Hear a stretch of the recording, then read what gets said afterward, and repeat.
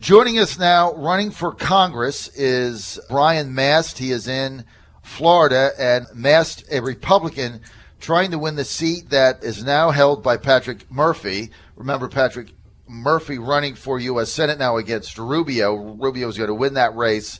Patrick Murphy, a moderate Democrat, if you will. He defeated one of your favorite people, Colonel Mike. He defeated Colonel Allen West in, I guess that was 2000. Well, I guess that was the midterms. I don't remember. 2012, maybe. 12, right? They redistricted. West got beat by Patrick Murphy. Now that seat's open, and Brian Mast is a double amputee, Purple Heart recipient, and an Afghanistan veteran.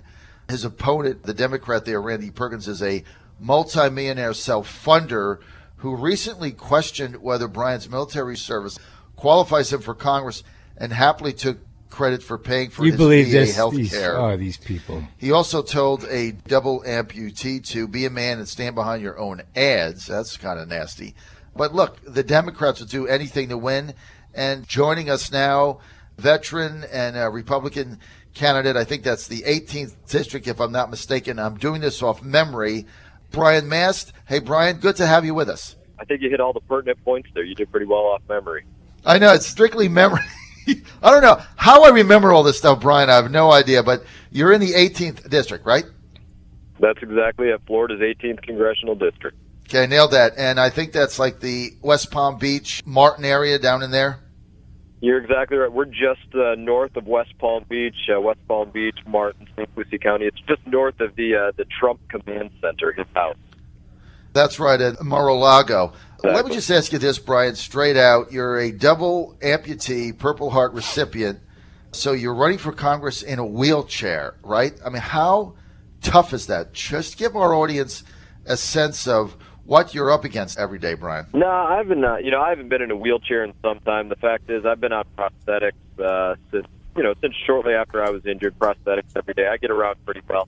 I think that's probably what made it almost a really disgusting comment when you got my opponent saying, "Oh, you're not man enough to stand up to me." He was trying to take a shot. That was the Joe Biden deal. Yeah. What are some of the issues that you're finding in your district? When you go door to door, you're talking with voters in the 18th district in Florida. Brian Mast, what are some of the things that you're hearing? I'll give you two big things here. One, we have, the federal government is actually very active in, helping us to have some polluted waterways, not really taking an active role in caring about our waterways here, which is the opposite end that they pretend to be on. And then we also have some major veteran issues here, big, heavy veteran area here, and we all know the problems with VA. So I was talking to your campaign staff yesterday. They said that in recent public surveys that have come out, you're either ahead or tied. How do you win this race? And obviously, if you win, it would be a +1 pickup for Republicans in the House in Florida. Brian, how do you win this race? Well, we keep going at it in the same way that we've done it for 16 months now. It's just getting out there into Chamber of Commerce, getting out there into meetings, into businesses, knocking on doors. Every place that there's a door that they'll let us in, we go in there, we talk to them, we let them know why we have the right message, and we win them over. It works.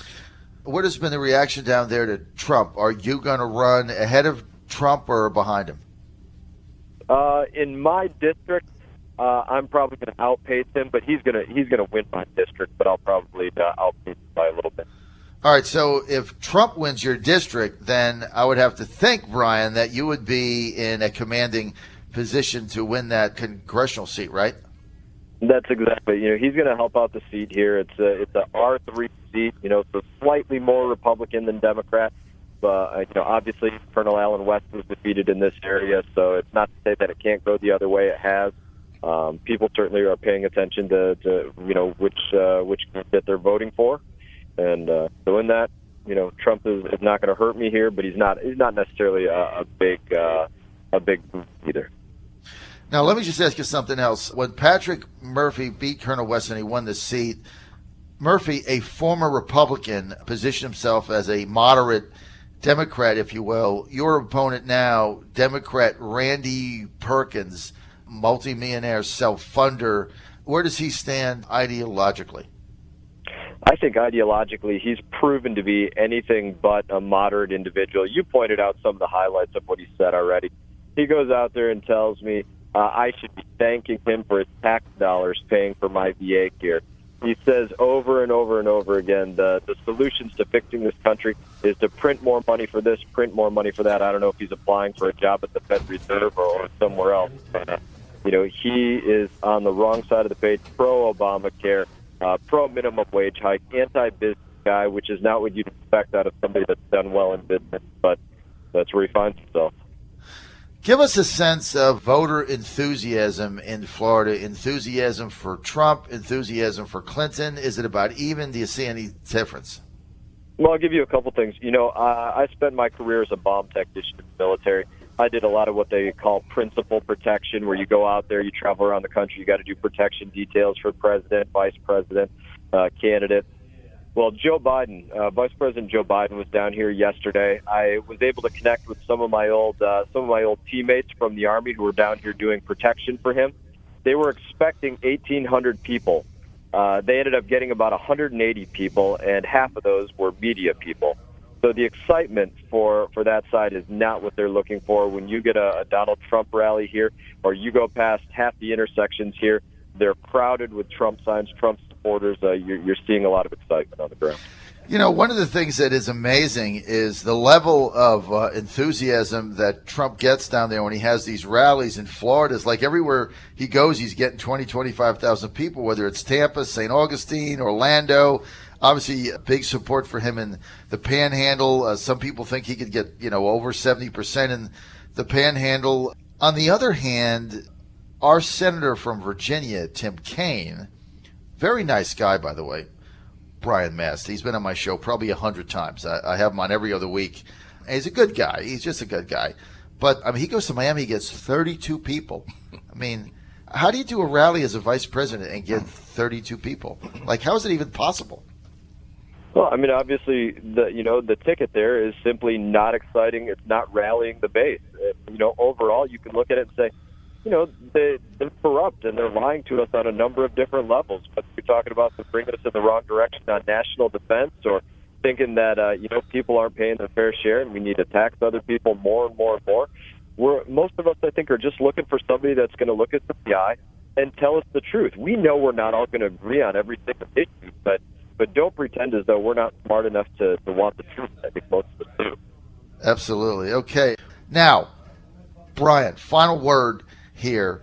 Is this something, when you got into this thing, since you've been in it, and you said you've been running for 16 months as a double amputee Purple Heart recipient, what has been your biggest shocker in this race as a first-time candidate? Your biggest surprise?